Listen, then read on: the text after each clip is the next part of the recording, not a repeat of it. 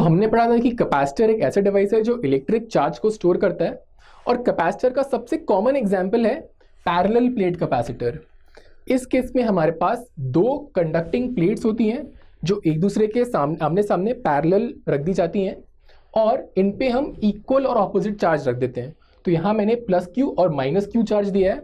इन दोनों ही conducting plates का जो क्रॉस सेक्शनल एरिया है वो ए है, और इनके बीच का जो सेपरेशन है दोनों प्लेट्स का वो स्मॉल डी है। हम जानते हैं कंडक्टर में सारा जो चार्ज है वो उसकी सरफेस पे रहता है। तो यहाँ क्योंकि दोनों चार्ज ऑपोजिट है इन पोलैरिटीज, तो वो एक दूसरे की तरफ अट्रैक्ट हो जाएंगे, एंड हेंस सारा जो चार्ज है प्लस क्यू और माइनस क्यू वो इनफैक्ट दोनों पैरेलल प्लेट्स के बीच वाले सरफेस पे आके जमा हो जाएगा। जैसे कि हम यहाँ देख सकते हैं एक थिन लेयर यहाँ पे आ जाएगी पॉजिटिव और नेगेटिव चार्जेस की, और यहाँ इनफैक्ट हमें एक सरफेस चार्ज डेंसिटी मिल जाएगी sigma equal to Q by A. Magnitude उसका बराबर रहेगा on both of these surfaces जो कि एक दूसरे को फेस कर रहे हैं। इस केस में अगर हमें कैपेसिटेंस निकालना है, हम जानते हैं कैपेसिटेंस कितना होता है। कैपेसिटेंस होता है Q by V charge on any one conductor bye potential difference between the two conductors. अब यहाँ पोटेंशियल डिफरेंस निकालने के लिए हमें इलेक्ट्रिक फील्ड निकालना पड़ेगा। इलेक्ट्रिक फील्ड के लिए हमने यहाँ पे कुछ इलेक्ट्रिक फील्ड लाइंस ड्रॉ की हुई हैं जो कि आप देख सकते हैं पॉजिटिव प्लेट से लेकर नेगेटिव प्लेट की तरफ जा रही हैं। हमने पढ़ा था कि अगर एक इनफाइनाइट प्लेन को कंसिडर करें, इनफाइनाइटली चार्ज्ड प्लेन, उसके लिए इलेक्ट्रिक फील्ड का मैग्नीट्यूड होता है सिग्मा बाय 2 एप्सिलॉन नॉट। लेकिन यहाँ हमारी जो दो प्लेट्स हैं उनका जो साइज है वो फाइनाइट है, यानी अगर मैं फील्ड लाइंस को मैंने ड्रॉ की हैं तो ये प्लेट के बीच वाले एरिया में तो लगभग ऐसे रहने वाली हैं, लेकिन जो एजेस हैं प्लेट्स की यहाँ और यहाँ पर ये फील्ड लाइंस जो हैं थोड़ी सी डिस्टॉर्ट हो जाएंगी। लेकिन हम अपने कैलकुलेशंस के लिए इन एज इफेक्ट्स को निगलेक्ट कर सकते हैं और मान सकते हैं कि इलेक्ट्रिक फील्ड इस पूरे रीजन में यूनिफॉर्म रहेगा, और फील्ड लाइंस पूरे रीजन में कुछ इसी तरह से रहने वाली हैं, straight parallel lines from positive plate to the negative plate. So using this information मैं चाहूँगा कि आप वीडियो के यहाँ पर पॉज करें और प्लेट के बीच में इलेक्ट्रिक फील्ड निकालने की कोशिश करें।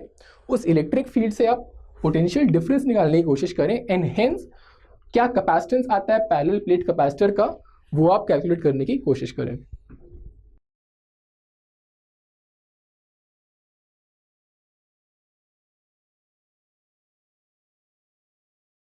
तो यहाँ पे हम दोनों ही पैरेलल प्लेट्स की एजेस पे अगर जो इलेक्ट्रिक फील्ड लाइंस डिस्टॉर्ट हो रही हैं उसे निगलेक्ट कर दें, तो हम यहाँ कह सकते हैं कि प्लेट्स के बीच में जो इलेक्ट्रिक फील्ड होगा that will be the sum of electric field to the positive plane surface जो कि सिग्मा बाय 2 एप्सिलॉन नॉट, और negative plane surface again sigma by 2 epsilon naught. दोनों ही सेम डायरेक्शन में एक्ट कर रहे हैं जैसे कि हम फील्ड लाइन से देख भी सकते हैं, और मेरा नेट फील्ड आता है सिग्मा बाय एप्सिलॉन नॉट। अब अगर मैं कैपेसिटेंस की बात करूँ तो वो आता है charge Q stored on any one conductor, उसका magnitude which is sigma times A, यहाँ से हम देख सकते हैं। और जो पोटेंशियल डिफरेंस है बिटवीन द टू कंडक्टर्स, क्योंकि यहाँ पे फील्ड यूनिफॉर्म है तो मेरा पोटेंशियल डिफरेंस क्या आएगा, simply the electric field E times the distance between the two conductors small d, और यहाँ E की वैल्यू मैं सब्स्टिट्यूट कर सकता हूँ सिग्मा बाय एप्सिलॉन नॉट, और उसको अगर मैं सिंप्लीफाई करूँ तो मैं कैपेसिटेंस कितना आता है वो देख सकता हूँ epsilon not A by D. यहाँ हम ये देख सकते हैं कि जो कैपेसिटेंस आ रहा है अगेन ये सिर्फ मेरे जो कंडक्टर्स हैं या पूरे जो सिस्टम है उसकी ज्योमेट्रिकल प्रॉपर्टीज पे डिपेंड कर रहा है। एप्सिलॉन नॉट जो यहाँ पे टर्म आ रहा है दैट रिप्रेजेंट्स कि यहाँ बीच में जो एरिया है वहाँ पे वैक्यूम है या फ्री स्पेस है। तो जितना ज़्यादा मेरा क्रॉस सेक्शन एरिया होगा उतनी ही चार्ज को स्टोर करने की कैपेसिटी उतनी ज़्यादा होगी, और जितना कम डिस्टेंस होगा between the to conducting plates उतना ज़्यादा हाई कैपेसिटेंस होगा for a parallel plate capacitor.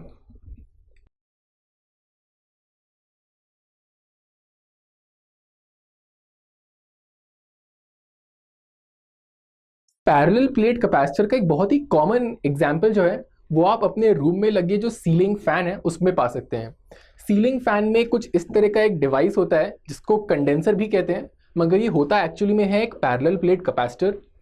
यहाँ पे अब आप समझ रहे होंगे कि कहाँ पे हमारी पैरेलल प्लेट्स कहाँ हैं, समझ में तो नहीं आ रहा है, दिखने में तो काफ़ी सिलेंड्रिकल टाइप का ऑब्जेक्ट है और दो वायर निकल रहे हैं, बट एक्चुअली यहाँ पे कुछ ऐसा है कि हमने दो मेटल की कंडक्टिंग शीट्स को लिया है, जैसे आपने एल्यूमिनियम फॉइल देखा होगा उसी तरह से हमने दो मेटल की शीट्स को लिया है। उन शीट्स का जो विड्थ है वो लगभग कुछ इतना है, और यहाँ मैंने उनका एरिया भी दिया हुआ है। उनका एरिया होता है 5 सेंटीमीटर उनकी थिकनेस होती है, और लेंथ होती है उनकी 25 मीटर्स लॉन्ग, मतलब काफ़ी लंबी शीट्स हैं।